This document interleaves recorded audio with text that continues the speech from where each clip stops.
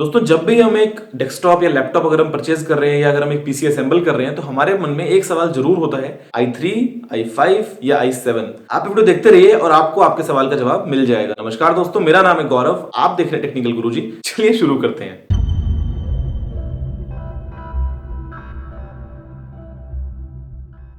दोस्तों हम जब भी एक नया लैपटॉप या डेस्कटॉप लेते हैं तो हमको देखने को मिलता है कि उसमें i3 भी है, i5 है, कुछ में i7 है। फिर हम बात करते हैं जनरेशंस की, तो 4th generation, 5th generation, 6th generation वगैरह वगैरह। दोस्तों सबसे पहले हम बात करते हैं जनरेशंस की। तो देखिए इंटेल हर साल एक नई जनरेशन लॉन्च करता है अपने प्रोसेसर्स की, और जनरेशन का मतलब ये है कि वो जिस टेक्निक का यूज कर रहा है उनकी मैन्युफैक्चरिंग में, अपने प्रोसेसर्स की मैन्युफैक्चरिंग में, तो वो टेक्निक कितनी अच्छी है और कितनी छोटी है। एक नॉर्मल प्रोसेसर के अंदर करोड़ों अरबों छोटे छोटे ट्रांजिस्टर लगे होते हैं। अब वो एक ट्रांजिस्टर का साइज कितना छोटा है वो इंटेल हर साल ये बताता है। वो जितना छोटा होगा उतना एफिशिएंट होगा, उतना फास्ट होगा, उतनी कम पावर कंज्यूम करेगा। अभी जो इंटेल यूज करता है लेटेस्ट वो है 14 नैनोमीटर। कुछ साल पहले ये 20 नैनोमीटर थी, उससे कुछ साल पहले ये 28 नैनोमीटर थी, उससे पहले 40, 100, 150 तक भी थी। तो धीरे धीरे पिछले 15-20 सालों में हर साल वो छोटा करते करते अभी वो 14 नैनोमीटर का जो ट्रांजिस्टर वो बनाता है, और ओवरऑल आपको एक अच्छा प्रोसेसर देखने को मिलता है। तो अगर मैं आपसे बात करूं कि 4th जनरेशन अच्छा है या 5th जनरेशन अच्छा है, तो ऑब्वियसली इसके अंदर कोई डाउट नहीं है, जो लेटेस्ट जनरेशन होगी वो आपको अच्छी मिलेगी,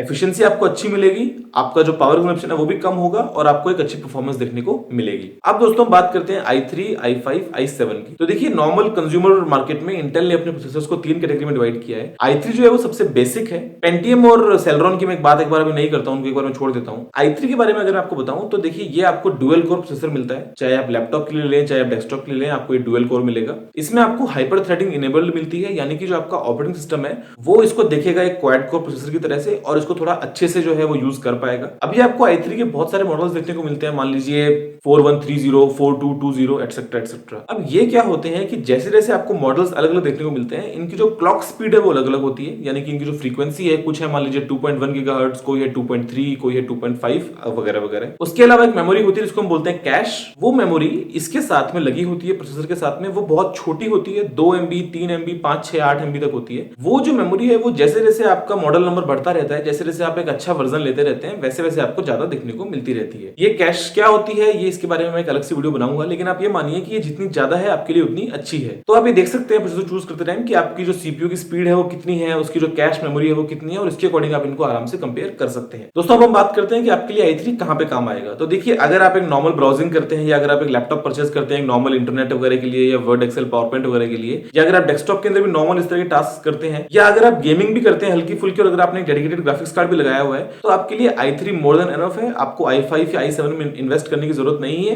i3 आपको ऑल इन ऑल एक अच्छी परफॉर्मेंस दे देगा। दोस्तों फिर हम बात करते हैं i5 की। तो देखिए इसके अंदर आपको 2 वेरिएंट्स देखने को मिलते हैं। जो लैपटॉप्स में काम में आता है i5 वो होता है डुअल कोर, जो डेस्कटॉप्स में काम में आता है, बड़े कंप्यूटर्स में जो काम में आता है वो होता है क्वाड कोर। अगर जो डेस्कटॉप वाले की बात करूं तो उसके अंदर हाइपर थ्रेडिंग इनेबल्ड नहीं होती है। जो लैपटॉप वाला होता है उसके अंदर आपको हाइपर थ्रेडिंग देखने को मिलती है। इसका मतलब जो 2 कोर का प्रोसेसर है, ओएस उसको 4 कोर की तरह दिखेगा। अब ये जो प्रोसेसर है ये थोड़ा सा बेहतर है i3 के कंपैरिजन में। आपको इसमें जो कैश मेमोरी है वो थोड़ी ज्यादा मिलती है, आपको इसकी जो स्पीड है वो थोड़ी सी ज्यादा मिलती है, और जो परफॉर्मेंस है वो भी आपको अच्छी देखने को मिलती है। तो i5 आप यूज कर सकते हैं अगर आप गेमिंग कर रहे हैं। आपने ऑब्वियसली ग्राफिक्स कार्ड को साथ में लगाया होगा डेडिकेटेड, तो गेमिंग वगैरह पर्पस के लिए और थोड़े से हेवी टास्क के लिए, जैसे मान लीजिए अगर आप टैली वगैरह यूज करते हैं ज्यादा, अगर आप अपने फोटोशॉप वगैरह भी यूज कर रहे हैं, तो उस केस में आप i5 को यूज कर सकते हैं। ये एक अच्छा प्रोसेसर है और आपको अच्छे रिजल्ट्स देखने को मिलेंगे। दोस्तों फिर हम बात करते हैं i7 की। तो देखिए i7 जो है वो इंटेल का कंज्यूमर मार्केट के लिए बेस्ट अवेलेबल प्रोसेसर है। इसमें आपको 3 वेरिएंट मिलते हैं। जो लैपटॉप्स में लगा होता है वो डुअल कोर भी हो सकता है, जो स्लिम अल्ट्राबुक्स होती हैं, और क्वाड कोर भी हो सकता है, जो जैसे मैकबुक प्रो है या कुछ जो हेवी लैपटॉप्स हैं, एलियनवेयर वगैरह, उनमें। जो डेस्कटॉप्स में आपको मिलता है वो या तो आपको क्वाड कोर मिलेगा या आपको ऑक्टा कोर मिलेगा। i7 में आपको हाइपर थ्रेडिंग देखने को मिलती है, जिसकी मदद से ओएस जो है वो इसको डबल कोर्स देखेगा एक तरीके से, कि इसके अंदर जो जितनी कोर्स हैं उससे दुगनी कोर्स हैं, और ज्यादा एफिशिएंसी से वो जो काम है करवा पाएगा। i7 में आपको कैश भी काफी ज्यादा देखने को मिल जाती है, आपको 8 MB तक की मेमोरी मिल जाती है। अब ये क्या होती है कैश, वो तो मैं आपके लिए एक अलग सी वीडियो में बताऊंगा, लेकिन आप इतना मानिए कि जितनी ज्यादा होगी उतनी अच्छी होती है, और आपको परफॉर्मेंस भी उतनी अच्छी देखने को मिलती है। तो i7 आपके लिए काम में आ सकता है अगर आप एकदम हाई एंड काम कर रहे हैं, अगर आप एकदम बहुत ही high end audio video rendering कर रहे हैं, अगर आप 3D ग्राफिक्स को यूज कर रहे हैं, अगर आप बहुत ही एकदम अल्ट्रा हाई एंड अगर आप गेमिंग करना चाहते हैं, तो ऐसे केस में आपको i7 लेना चाहिए। अब दोस्तों बात करते हैं ओवरक्लॉकिंग की। तो देखिए ओवरक्लॉकिंग का मतलब यह है कि आप अपनी मर्जी से आपके प्रोसेसर की जो स्पीड है, जो उसकी फ्रीक्वेंसी है, आप उसको बढ़ा रहे हैं। यानी कि मान लीजिए अगर आपका जो प्रोसेसर था वो 3.5 गीगाहर्ट्ज का था, तो आप उसको बढ़ा के 3.8 कर रहे हैं या 4 कर रहे हैं वगैरह वगैरह। अब ये आप सभी प्रोसेसर्स के साथ में नहीं कर सकते।